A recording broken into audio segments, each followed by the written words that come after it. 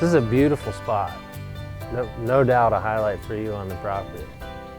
When I look out across spots like these, for sure they're beautiful, but I also see that it's mostly a single age of trees. It's a single size, all tall tree canopy across that landscape. I invited Ben Jones here for a couple of reasons. He's the Chief Executive Officer of the Rough Cross Society. He's a PhD forester and wildlife biologist.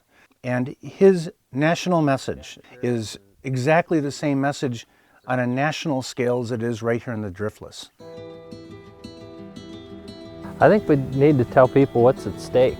We are at a critical point where if we're not acting, as we talked about in the next couple decades, then we will be seeing localized extinctions and then larger scale extinctions after that.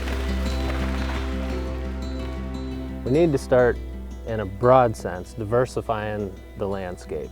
So all this forest of one age needs to be mixed ages. So for landowners, that can be getting serious about a prescribed burn program, about doing some sustainable timber harvesting.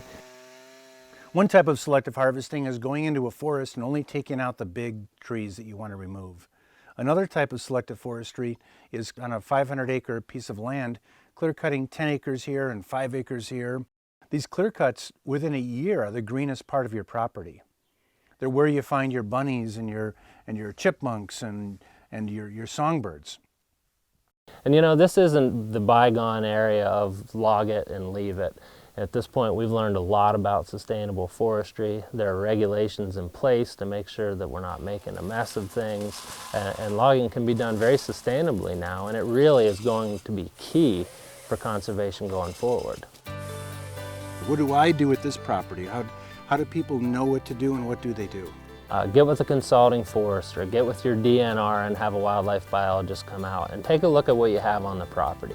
Odds are they're going to tell you have a single-aged forest, because across the landscape, history has dealt that hand to us, that now we've got large landscapes of 80 to 125-year-old forests. So it's a win-win. Win for the environment, win for the landscape, win for the birds, the wildlife, and a win for the landowner. And for the landowner too, yeah. Fantastic.